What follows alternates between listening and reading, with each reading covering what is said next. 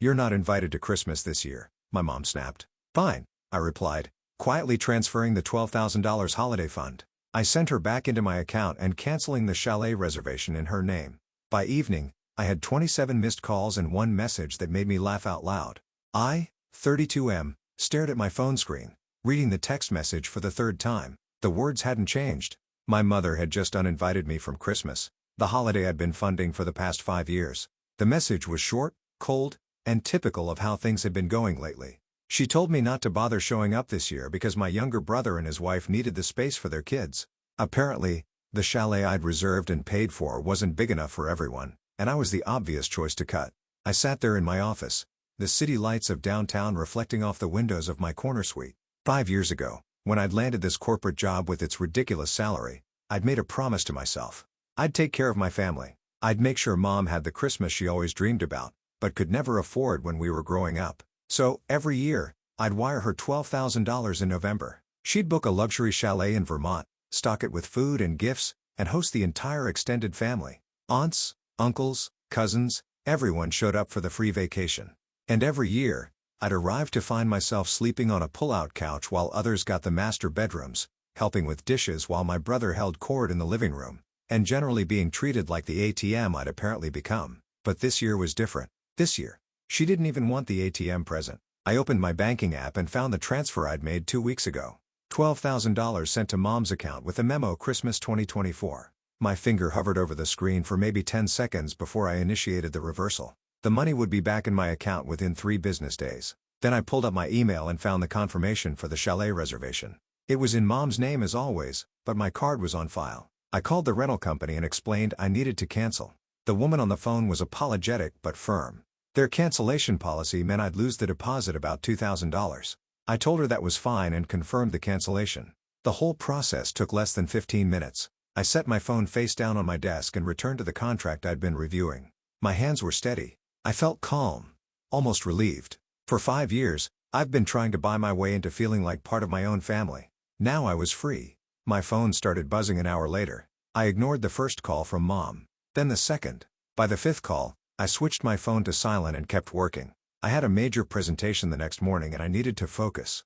When I finally checked my phone at 7 that evening, I had 27 missed calls. Most were from Mom, but there were also several from my brother, 2 from my aunt, and even 1 from my cousin, who I hadn't spoken to in 3 years. The voicemails were predictable. Mom's first message was confused. The rental company had called her about the cancellation, and there must have been some mistake. The second was angry. How dare I cancel their Christmas plans without discussing it with her first? The third was panicked. She'd already invited everyone, and now she looked foolish. My brother's voicemail was more direct. He called me selfish and immature, said I was throwing a tantrum like a child. He reminded me that family was supposed to support each other, not pull the rug out over a simple misunderstanding. I deleted all the voicemails without listening to them completely. But then I saw the text message and I couldn't help but laugh. It was from Mom, sent about an hour ago.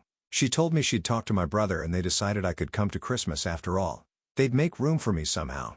She'd even let me have one of the actual bedrooms this year instead of the couch. All I needed to do was send the money back and rebook the chalet. She'd already sent me links to 3 available properties, all in the same price range. The audacity was almost impressive. I texted back a single word: no. My phone immediately started ringing again. I declined the call and turned off my phone entirely. Update 1. The next morning, I woke up to find my phone had been burning up overnight. 53 missed calls, 48 text messages. Even my email inbox had several messages from family members I'd barely seen since childhood. The texts followed a pattern. First, confusion, then anger, then attempts at guilt tripping, and finally bargaining. Mom offered to let me have the master bedroom. My brother suggested we could split the cost this year. He'd contribute $2,000 if I covered the rest. My aunt sent a long message about family obligations and how disappointed my late father would be in me. That last one stung, but not enough to change my mind. I responded to Mom with a longer message this time. I explained that I'd spent $60,000 over 5 years funding Christmas vacations where I was treated like an unwelcome guest. I told her that being uninvited was actually a relief because it showed me exactly where I stood. I said I'd be spending Christmas by myself this year, and I was looking forward to it. Her response came within seconds. She insisted I was being dramatic and taking things out of context. The text about not coming to Christmas was just her being stressed. She hadn't really meant it. I was her son, and of course, I was always invited. I didn't reply. Work became my refuge that week. I threw myself into projects, stayed late at the office, and volunteered for assignments no one else wanted. My colleagues probably thought I was gunning for another promotion, but really I just didn't want to go home to an empty apartment and think about the upcoming holidays. My phone kept buzzing with calls and messages from various family members. I responded to none of them. The silence from my end seemed to escalate their panic. By the end of the week, the tone of the messages had shifted dramatically. Now they were trying different tactics. My brother sent a message saying his kids were asking about uncle and would be devastated if I didn't come to Christmas. My aunt forwarded a photo from last year's celebration with a caption about precious family memories. Mom left a voicemail where she was actually crying. She said she didn't understand why I was being so cruel, that she'd apologized for the misunderstanding and all she wanted was her family together for Christmas. But the thing was, she hadn't apologized. Not really. She'd explained, justified, and rationalized. She'd insisted I was overreacting, but she'd never actually said she was sorry for uninviting me or for the 5 years of taking my money while treating me like an afterthought. On Saturday, my brother showed up at my apartment. I didn't let him in. We talked through the doorway, me standing in my entryway while he stood in the hall. He looked tired and frustrated. He asked what it would take to fix this situation. He said Mom was making everyone miserable with her stress about the ruined Christmas plans. I told him the situation was already fixed. I wasn't funding their vacation anymore and I wouldn't be attending. They were free to make their own arrangements. He asked if this was really about the one text message. I told him it was about 5 years of being treated like a checkbook with legs. He didn't have a response to that. Before he left, he said something that stuck with me. He told me I was breaking Mom's heart. And for what? Pride? Money. He said at the end of the day, we were still family and family forgave each other. I asked him if family also respected each other. He didn't answer. Update 2. Thanksgiving came and went. I spent it alone in my apartment with takeout Chinese food and a bottle of wine. My phone was silent for the first time in weeks. Apparently, the family had gathered at my aunt's house for Thanksgiving, and no one had thought to invite me. The irony wasn't lost on me. The Monday after Thanksgiving, I got an email from Mom. It was long and rambling, filled with memories from my childhood. She talked about the Christmases when Dad was still alive, when money was tight, but we were happy. She reminisced about the year I'd saved up my allowance to buy her a necklace at the mall, how touched she'd been by the gesture. Then she pivoted to talking about how hard things had been after Dad died, how she'd struggled to keep the family together and provide for us. She said she'd always been proud of my success, of how I'd made something of myself. She said she'd never asked me to fund the Christmas vacations I'd offered, insisted even. She'd only accepted because she thought it made me happy to give. The email ended with a plate. She asked me to reconsider, to remember that family was all we had in this world. She said Christmas wouldn't be Christmas without me there. I read the email twice, then closed my laptop without responding. The truth was more complicated than she wanted to acknowledge. Yes, I'd offered to fund the first Christmas vacation, but that was after she'd spent an entire dinner complaining about how she wished she could give everyone a nice holiday, but couldn't afford it on her fixed income. I'd been making good money for the first time in my life, and I'd wanted to help.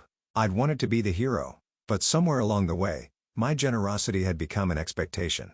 The thank yous had stopped. The gratitude had faded, and I'd been too afraid of rocking the boat to say anything about it. Until now, 2 weeks before Christmas, my cousin called me. She was the one family member I'd actually liked spending time with before distance and busy lives had pulled us apart. We talked for almost an hour. She told me the family was in chaos. Mom had tried to organize a scaled-down Christmas at her house, but it wasn't going well. People were arguing about who should contribute money, who should host, who should do the cooking. Apparently, when I'd been funding everything, I'd also been the neutral party that kept everyone's egos in check. She asked me if I was really planning to spend Christmas alone. I told her I was, and I was fine with it. She said that sounded lonely. I said it sounded peaceful. Before we hung up, she said something that surprised me. She told me she didn't blame me for stepping back. She said she'd watched over the years as I'd been taken for granted, and she'd wondered when I'd finally had enough. She said she hoped I'd find a way to be happy, whether that included the family or not. It was the first conversation I'd had about this situation where someone actually listened instead of trying to fix things or convince me I was wrong. 3 days before Christmas, I was working late at the office when my phone rang.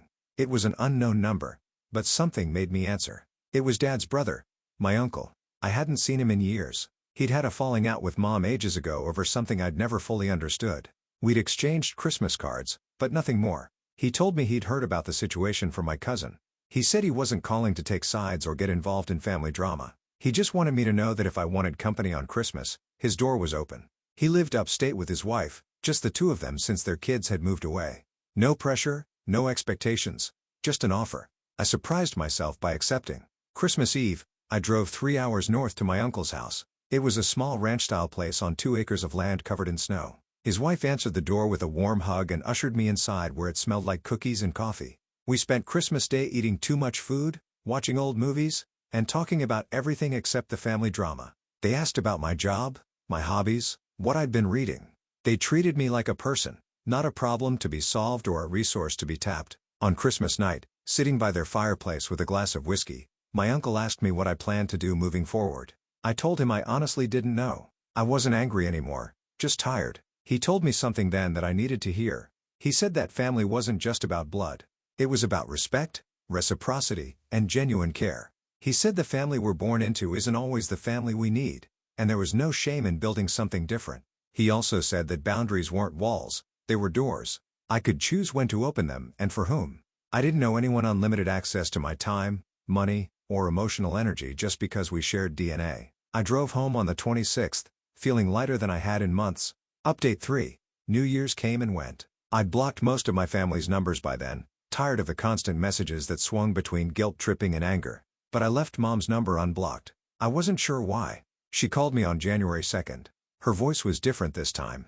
Quieter, older somehow. She asked if we could meet for coffee. I hesitated, then agreed. We met at a diner halfway between our places. She looked smaller than I remembered, more fragile. We ordered coffee and sat in uncomfortable silence for a few minutes. Then she started talking. She said she'd spent the holidays thinking about everything that had happened. She said my brother had hosted Christmas at his house and it had been stressful and expensive and nothing like the celebrations I'd funded. She said people had complained, argued, and left early. She said she finally understood what I'd been trying to tell her. I waited, saying nothing. She apologized then, really apologized. She said she'd taken me for granted, that she'd gotten so used to my generosity, she'd forgotten it was a gift, not an obligation. She said the text uninviting me had been cruel and unfair, born from stress, but inexcusable nonetheless. She said she didn't expect me to forgive her immediately or at all, but she needed me to know she was sorry. I asked her why it had taken losing the money and the vacation for her to realize how she'd been treating me. She didn't have a good answer to that. We talked for 2 hours. She cried a little. I didn't, but I listened. Really listened, and tried to hear what she was saying beneath the words. When we finally left the diner, I told her I needed time. I said I wasn't ready to jump back into family gatherings and obligations. I said if we were going to rebuild our relationship, it needed to be on different terms. Terms where I was valued as a person, not a bank account. She said she understood. She asked if she could call me sometimes just to talk. I said yes. It's been 6 months now. Mom and I talk on the phone every couple of weeks. The conversations are still sometimes awkward, but they're real. She asks about my life and actually listens to the answers. She tells me about her week without segueing into requests for money or complaints about other family members. I had lunch with my cousin last month. I've exchanged a few texts with my aunt, but I haven't spoken to my brother and I haven't attended any family gatherings. I'm not ready for that yet. Maybe I never will be. I've been using the money I would have spent on Christmas to fund other things. A vacation to Japan, a down payment on a better apartment, donations to charities that actually appreciate the support. I've been investing in myself and my own happiness instead of trying to buy acceptance from people who didn't value me. Some people might think I overreacted to one text message, but it wasn't really about the text. It was about 5 years of being invisible while everyone enjoyed the fruits of my labor. It was about finally having enough self-respect to walk away from a dynamic that was slowly destroying me. The $12,000 I took back was the best money I ever spent because it bought me my freedom and my dignity. And the message that made me laugh that first night, the one where Mom told me I could come to Christmas after all if I just sent the money back, that message sits in my phone as a reminder of what I'm not willing to accept anymore. Sometimes the best revenge isn't elaborate or dramatic. Sometimes it's just refusing to participate in your own exploitation. Sometimes it's taking back your power and walking away with your head held high. I'm not sure what the future holds for my relationship with my family, but I know one thing for certain. I'll never again let anyone treat my generosity as their entitlement. And I'll never again mistake being needed for being loved.